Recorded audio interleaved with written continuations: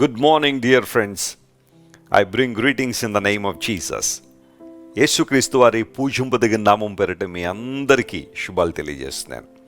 మన దేవుడు ఆరాధనీయుడు, ఆయన స్తుతి పాత్రుడు. క్రైస్తవ ప్రపంచంలో చాలా పాటలు మనం పాడుతుంటాం కదా. ఆ పాటల్లో ఎక్కువగా క్రీస్తు ప్రభువును ఆరాధించే పాటలు. మహిమ ఘనతకు అర్హుడువు నీవే మా దైవము. ఆయన స్తుతి పాత్రుడు, స్తోత్రార్హుడు, పరిశుద్ధుడు పరిశుద్ధుడు పరిశుద్ధుడని గాన ప్రతిగానముల చేత కీర్తించబడుతున్న గొప్ప దేవుడు ఆయన. అలాంటి దేవుణ్ణి ఆరాధన చేస్తున్నందుకు మనందరం అతిశయపడాలి. క్రీస్తు ప్రభు శిలువ త్యాగం ద్వారా మనందరికీ రక్షణ వచ్చింది. రక్షణ ఉచితమే కానీ దాన్ని తక్కువగా అంచనా వేయడానికి వీల్లేదు. రక్షణ ఉచితంగా అనుగ్రహించబడుతుందని బైబిల్లో రాయబడింది. అయితే ఎప్పుడు ఉచితంగా రక్షణ పొందుకుంటాము అంటే క్రీస్తు ప్రభునందు మనం విశ్వసించినప్పుడు. దేవుని కార్యములు ఎప్పుడూ సంసిద్ధంగానే ఉన్నాయి, కానీ మన కోఆపరేషన్, మనము విశ్వాసంతో దేవుని దగ్గరికి వచ్చినప్పుడు దేవుని దీవెనలు మనం పొందుకుంటాం. ప్రతిరోజు ఒక వాగ్దానం ద్వారా మీ జీవితాలు బలపరుచుకుంటున్నారు. మేము కూడా చాలా ప్రభువును స్తుతిస్తున్నాం దేవుడు మాకు ఇచ్చిన అవకాశాన్ని బట్టి. ఈరోజు వాగ్దానంగా సామెతల గ్రంథం 3వ అధ్యాయం 6వ వచనాన్ని చదువుకుందామా? అందరూ బైబిల్ ఉంటే తెరవండి. సామెతల గ్రంథం 3వ అధ్యాయం 6వ వచనం. నీ ప్రవర్తన అంతటి యందు ఆయన అధికారమునకు ఒప్పుకొనుము, అప్పుడు ఆయన నీ త్రోవలను సరళము చేయును. Praise the Lord. చాలా చక్కని వాగ్దానం. ఆయన నీ త్రోవలను సరళము చేయును. ఎవరు త్రోవలట? మన త్రోవలనే. మన త్రోవలను సరళం చేసే అధికారం దేవునికి ఉంది. అయితే మనం చేయాల్సిన పని ఏంటంటే మన ప్రవర్తనలో ఆయన అధికారానికి ఒప్పుకోవాలి. Acknowledge God in all your వేస్ అని. అయితే మనం చేసే పని ఏంటంటే కొన్ని విషయాల్లోనే దేవునికి అనుమతిస్తాం, కొన్ని విషయాల్లోనే దేవుని జోక్యాన్ని కోరుకుంటాం. మిగతా విషయాలన్నీ కూడా మనమే పరిష్కరించుకోవాలని, మనమే సాల్వ్ చేసుకోవాలని, మనమే ఆనందించాలనే ఆలోచనలో సొంత నిర్ణయాలు తీసేసుకుని నష్టపోతుంటాం. అయితే బైబిల్ సెలవిస్తున్న మాట, అన్ని విషయములలో, సమస్త విషయములలో దేవుని అధికారానికి మనం ఒప్పుకోగలిగితే అంతకన్నా దీవెన మరొకటే ఉంది. మీకు విషయం తెలుసా? దేవుడు అధికారం కలిగిన వాడు. ఆయన he is the God of authority. ఆయన అధికారం చాలా గొప్పది. ప్రపంచంలో చాలామంది అధికారులు ఉంటారు. కొన్ని ప్రాంతాలకే వారు పరిమితం అయిపోతారు. ఆ స్టేట్ దాటారంటే లేదా ఆ దేశం దాటారంటే వారి అధికారానికి పెద్ద వాల్యూ ఉండదు, వారికి హోల్డ్ ఉండదు ఆ ప్రాంతాల్లో. కానీ దేవుడు అలాంటోడు కాదు. ఆయన ప్రతి సందర్భంలో కూడా, ప్రతి ప్రాంతంలో కూడా అధికారం కలిగిన దేవుడు. అధికారం కలిగిన దేవుడు కాబట్టే ఆయన ఆదేశించినప్పుడు అద్భుతాలు జరుగుతాయి, ఆయన మాట్లాడినప్పుడు మిరకల్స్ జరుగుతాయి. ఈరోజు నీ జీవితంలో దేవుని అధికారానికి ఒప్పుకోగలవా? లేఖనాలు చాలా చక్కగా ధృవీకరిస్తున్నాయి. యేసుక్రీస్తు ప్రభు వారి లోకానికి వచ్చినప్పుడు ఆయన దేవుని మాటలను ప్రకటిస్తున్నప్పుడు, పరలోక రాజ్య సంగతులను యేసు ప్రభు ప్రకటిస్తున్నప్పుడు అనేక మంది ఆయన్ని చూసి ఏమన్నారు తెలుసా? ఈయన బోధ అధికారంతో కూడిన బోధ అన్నారు. ఆశ్చర్యపడ్డారని అనేక మంది. మరి అంతకుముందు శాస్త్రులు, పరిచయులు ఇలాంటి అందరూ బోధ చేసినప్పుడు అధికారాన్ని వారు చూడలేకపోయారు. యేసుక్రీస్తు ప్రభు దేవుడు కాబట్టి ఆయన మాట్లాడిన మాటల్లో అధికారం ఉంది. అపోస్తలుడైన పౌలు ఒకానొక సందర్భంలో ఇలా అంటాడు, యేసుక్రీస్తు ప్రభు ఎవరు అని అడిగితే పౌలు ఇచ్చిన ఆన్సర్ ఏంటో తెలుసా? ఆయన సర్వాధికారం కలిగిన దేవుడై ఉండి నిరంతరము స్తోత్రార్హుడై ఉన్నాడని రోమా 9:5 అపోస్తలుడైన పౌలు రాశాడు. సర్వాధికారం కలిగిన దేవుడు యేసు ప్రభు. యేసు ప్రభు ఈ లోకంలో ఉన్నప్పుడు కూడా ఒక సందర్భంలో ఆయన మాట్లాడుతూ, ఈ భూమి మీద పాపములు క్షమించడానికి మనుష్య కుమారునికి అధికారం ఉంది అని యేసు ప్రభు సెలవిచ్చారు. నీ పాపాలు క్షమించే అధికారం యేసు ప్రభువుకు మాత్రమే ఉంది. ఎందుకోసం తెలుసా?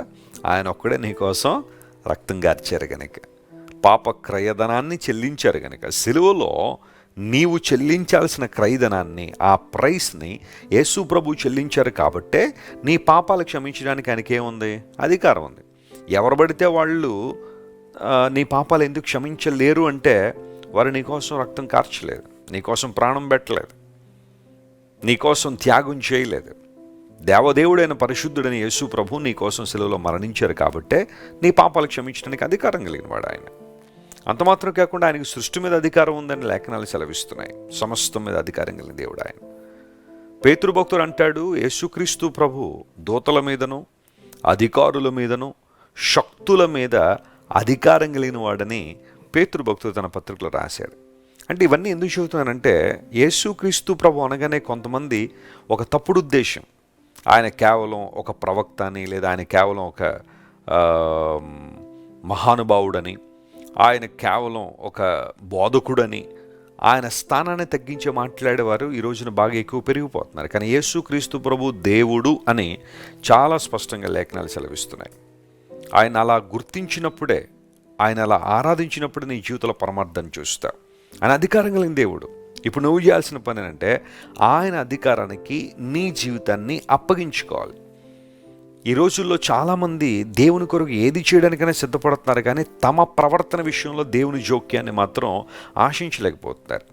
మా నిర్ణయాలు మావే, మా ఆలోచనలు మావే, మా తలంపులు మావే, మేము ఎలా ఉండాలంటే అలా ఉండాలనుకుంటాం. కానీ దేవుడు అద్భుతాలు చేసేయాలి, ఆశ్చర్యకార్యాలు జరిగించేయాలి అంతే. నాకు కష్టం వచ్చినప్పుడు ఆయన నా జీవితంలోకి వచ్చేసి అన్ని పరిస్థితులు సెట్ చేసి మళ్ళీ ఆయన వెళ్ళిపోవాలి. అక్కడి నుంచి మళ్ళీ నా జీవితం నాది అన్నట్టుగా చాలామంది ప్రవర్తిస్తున్నారు. కానీ బైబిల్ నిన్ను నన్ను ప్రోత్సాహపరుస్తున్న అంశం ఏంటంటే, అన్ని విషయాల్లో దేవుని అధికారానికి మనం ఒప్పుకోగలిగితే, ఆయన జోక్యాన్ని మనం ఒప్పుకోగలిగితే, ఖచ్చితంగా ఆయన మన త్రోవల్ని ఏం చేస్తారు, ఆయన సరళం చేస్తారు. చూడండి, కొన్ని సందర్భాల్లో కొన్ని దేశాల్లో మంచు ఎక్కువగా పడుతుంటుంది, స్నోఫాల్ ఉంటుంది. నేను న్యూయార్క్లో ఉన్నప్పుడు లేదా కెనడాలో ఉన్నప్పుడు విపరీతమైన స్నోఫాల్ నేను చూశాను. రోడ్డు మీద 3 నుండి 4 అడుగులు స్నో పడిపోవడం నేను చూసినప్పుడు చాలా ఆశ్చర్యం అనిపించింది. ఇక్కడ ప్రజలు ఎలా బ్రతుకుతారు, ఎలా ప్రయాణాలు చేస్తారు, వీరి పరిస్థితులు ఏంటి అంటే, అలా రాత్రంతా మంచు పెరిగిపోగానే ఉదయకాలమే ప్రధానమైన రోడ్లు ఏవైతే ఉంటాయో, మెయిన్ రోడ్స్ ఏవైతే ఉంటాయో, ఆ రోడ్స్ని ఆ లోకల్ మున్సిపాలిటీ కార్పొరేషన్ వారు కావచ్చు, అక్కడ ఉన్నవారు క్లియర్ చేస్తూ ఉంటారు. ఎట్లా అంటే, వాళ్ళ దగ్గర ఒకలాంటి సాల్ట్ ఉంటుంది, దాన్ని తీసుకొచ్చి మంచు మీద వేయగానే ఆ మార్గములన్నీ కూడా సరళం అయిపోతుంటాయి, ప్రజలందరూ కూడా తిరుగుతూ ఉంటారు. ఈ విషయాన్ని నేను గమనించినప్పుడు, దేవునికి కూడా మన అవకాశం ఇవ్వగలిగితే ఆయన తన శక్తి ద్వారా, బలం ద్వారా మనల్ని నడిపించే దేవుడు. ఆయన మన త్రోవలు సరళం చేస్తాడు. ఒకవేళ ఈరోజు నీ మార్గములన్నీ కూడా బ్లాక్ అయిపోయి ఉన్నాయా, ఎక్కడ పడితే అక్కడ హిండ్రెన్సెస్ ఉన్నాయా, డిస్టర్బెన్సెస్ ఉన్నాయా, ప్రభు దగ్గర అయ్యా నా జీవితాన్ని సంపూర్ణంగా నీ చేతిలో పెడుతున్నానయ్యా, ఇంతవరకు నా ఇష్టం కోసం ప్రాకులాడాను, కానీ ఈ రోజున నీ చిత్తం కోసం నేను ప్రాకులాడుతానని దేవునితో ఒక మాట చెప్పు. ఎన్ని గొప్ప కార్యాలు ప్రభు జరిగిస్తాడు. ఎన్నో సంవత్సరాల నుంచి జరగని కార్యాలు నీ జీవితంలో జరిగించడానికి యేసు ప్రభు సామర్థ్యం కలిగినవాడు. ఈరోజు ఈ వాగ్దానాన్ని క్లెయిమ్ చేసుకుని ప్రభువును స్తుతించండి. నీ త్రోవలు సరళం చేసే దేవుడు ఆయన. Praise the Lord. ప్రార్థన చేసుకుందాం, కళ్ళు మూసుకునండి. ప్రేమగల తండ్రి, ఇంతవరకు నువ్వు మాట్లాడిన ప్రతి మాటను బట్టి నీకు స్తోత్రాలు.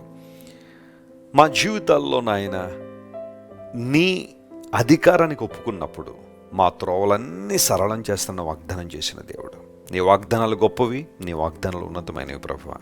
ఈరోజు మా ప్రియులు ఎంతమంది అయితే అలాంటి నిర్ణయం తీసుకుని నీ మీద ఆధారపడుతున్నారో, వారందరి జీవితాల్లో గొప్ప కార్యాలు మీరు జరిగించండి, ఆశ్చర్య కార్యాలు జరిగించండి, బలమైన కార్యాలు జరిగించండి. నీ ప్రేమలో వారు వర్ధిల్లినట్లుగా మీరే సహాయం చేయమని కోరుకుంటూ, అనారోగ్యంతో వరకు స్వస్థ ఇవ్వండి, విడుదల లేని వరకు విడుదల ఇవ్వండి.